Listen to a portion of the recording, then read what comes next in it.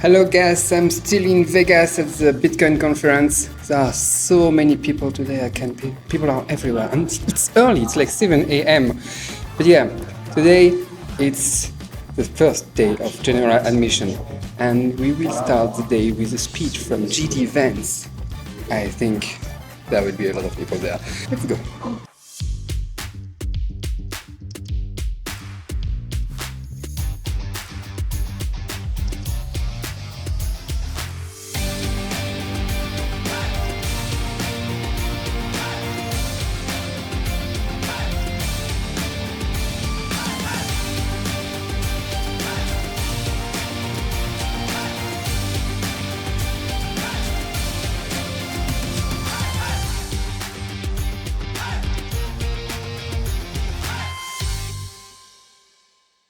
Congress is hard at work getting the Genius Act passed and across the president's desk as quickly as possible.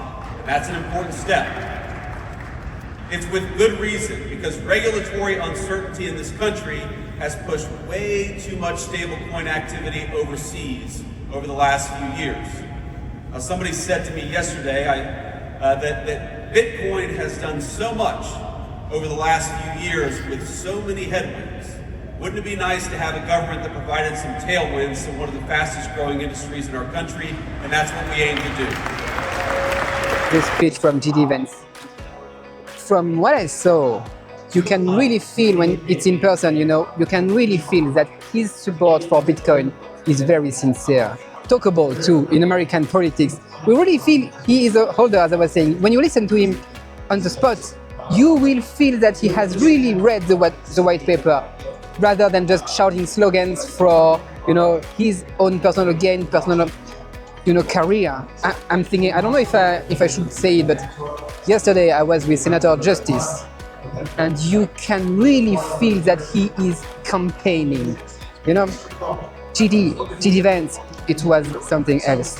I think JD attendance at the Bitcoin conference today is really something worth celebrating for all of us. It was really a great message for crypto people, I feel, as a decentralization ambassador, more and more that decentralization will be the direction of the future, which makes me very proud. And JD Vance, he just say that he wants people to be able to make their own choices. He wants them to be free. That's American values, So it was nice. Yes, I really enjoyed this speech. It's not just what they are doing now. It's not just the value. It's not just the present. It's not just holding Bitcoin. He also talked about the future. He said that we have to keep organized, that we have to get involved in politics. And that is important for people all over the world, I think. But yeah, he also said something that's very good for Bitcoin prices. That's what interests you. He said that soon 100 million Americans will be holding Bitcoins, will be owning Bitcoin. So that's really good. Last but not least, he said that there is a lot of friction, competitiveness maybe, between Bitcoin and AI. And we have to work together with the crypto people. That's very important. Maybe I will elaborate on that on a future video. I will do a short video. I will go buy some stuff with Bitcoins. You can subscribe to my channel. Today is a Guinness World Record. They are trying to beat a Guinness World Record of the most transaction in one day. And it is today. So I will participate in that. Of course, I want to be part of history, even if I don't spend Bitcoins a lot, of course, I keep them.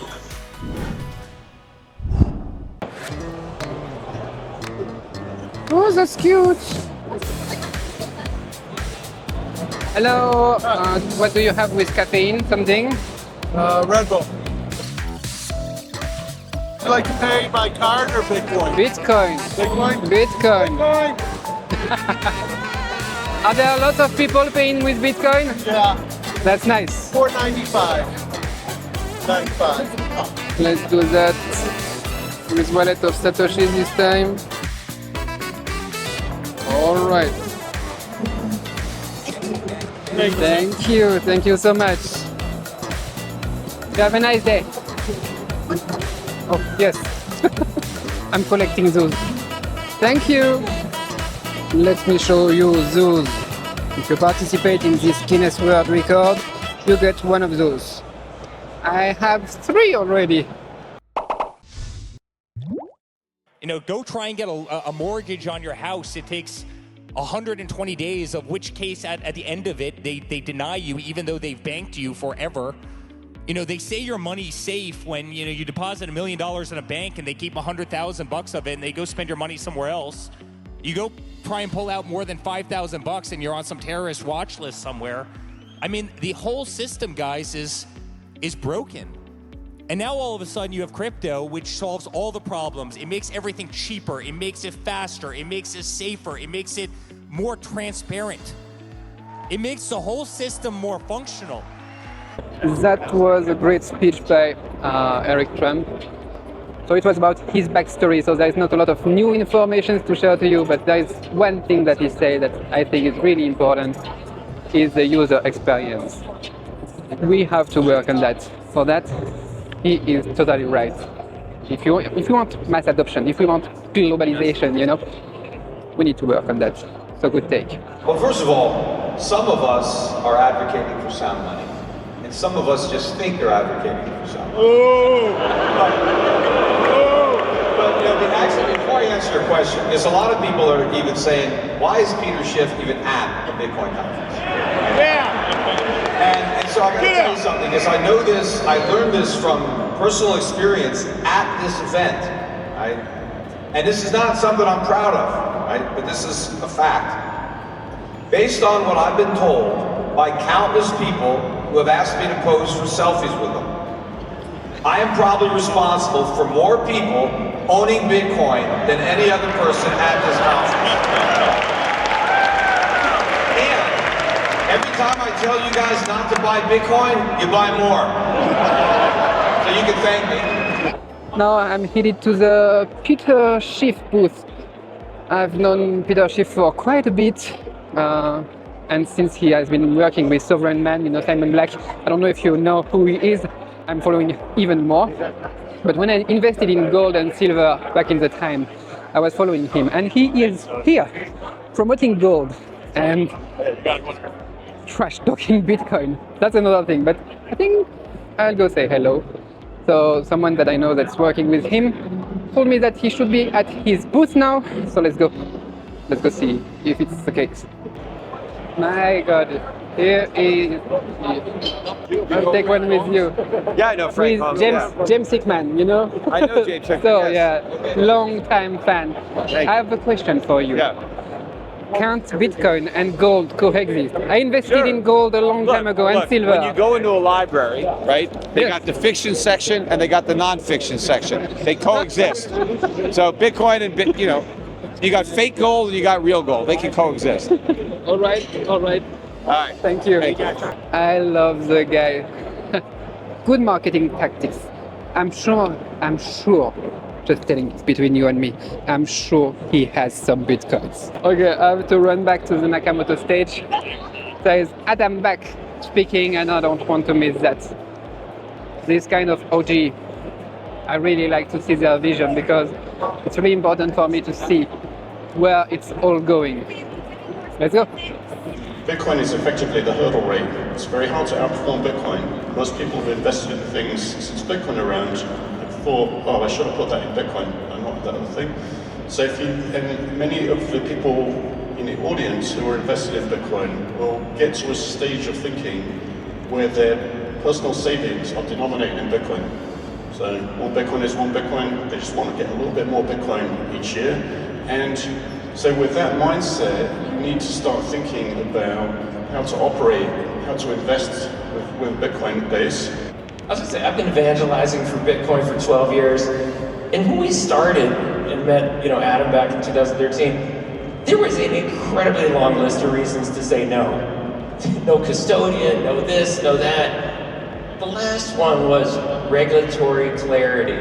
And we just got that, right? We have a change in the government in the United States, change in many of the agencies. Congress is working on it. And to my mind, that is the big unlock. That you would hear that all the time. We can't invest because of regulatory uncertainty. Within 18 months, that all gets sorted out. All right, it was a really nice speech with Adam Back. You know, I have a lot of respect for him, as I was saying. He's really one of the OGs, the inventor of Hashcash. You know, his voice is very important in this fair. He is known as the godfather of Bitcoin, so that's worth something. And his predictions are very valuable and sometimes correct. You know, his vision, in any case, we cannot ignore. That being said, there were also other people like Dan Moorhead, founder of Pantera Capital, and the core of this keynote lies in how to make more traditional institutions and large funds truly accept and apply Bitcoin. Adam is more attention to Bitcoin, you know, as the underlying construction of a decentralized financial infrastructure. He emphasized on the importance of technology and open ecology. Dan Moorhead is more like from the macro perspective of the market, you know, emphasizing on the huge potential of Bitcoin and the promotion of institutional investment by clear policies. They are really different. They have different focuses, but they are actually very complementary. So it was great. On one hand, you know, it's the polishing of technology and ecology, and on the other hand, it's the acceptance of the capital market. And so, nice speech, really important topic.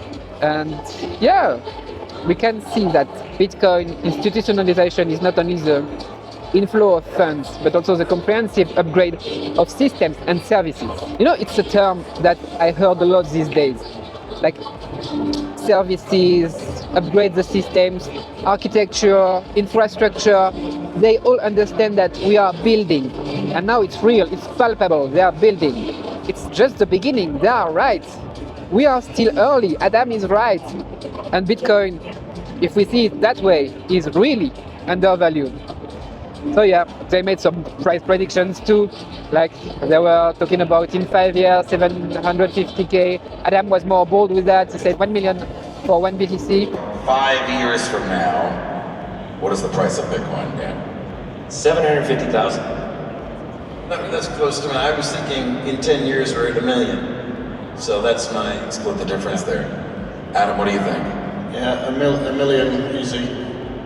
It's funny because it's a question I asked a lot of people when I was in Auckland last week for the Binance Pizza Day event where I was invited. I was asking everyone, and for Adam it looks like it will be before 5 years. All in all, those guys know what they are talking about, you know? It was really valuable insights. And yeah, I just heard something I want to share with you too. We already broke the record of the most Bitcoin transactions in one day with 4,001 transactions already and still counting in just a few hours. So we did it, guys. That's nice. I'm happy to be a part of that, and I will remember this moment for a long time, I think. Martin! Cédric, nice to see you again. It's been a long time. It's been a long time, yes. How are you? All right, I'm here with my friend Marcin that we met for the first time in Dallas, Texas at the North American Blockchain Summit, if I'm not right, yes. So can you just introduce yourself in a few words, and I have two questions for you. I'm Marcin. I'm based in the UK. I work in the kind of on the financial side of the Bitcoin ecosystem. That said, I'm very interested in mining. That's been a passion for a long time. And yes, so that's pretty much it. Insist about this trend. So you say there is a lot, but is it getting stronger and stronger, really? It's getting stronger and stronger because it's becoming more popular. As more people learn about what Bitcoin can bring, it can diversify the strategy of treasurer. That obviously is a positive, but what that means long term, we don't know. But you can imagine that if a majority of the Bitcoin in circulation will be held by institutions, again, that may or may not be seen as some sort of centralization of where the Bitcoin is stored. Overall, I think it's a positive trend. I think it's a positive because it allows people to see Bitcoin as a legitimate asset class. And I will go to the whale VIP party. I'll take you with me.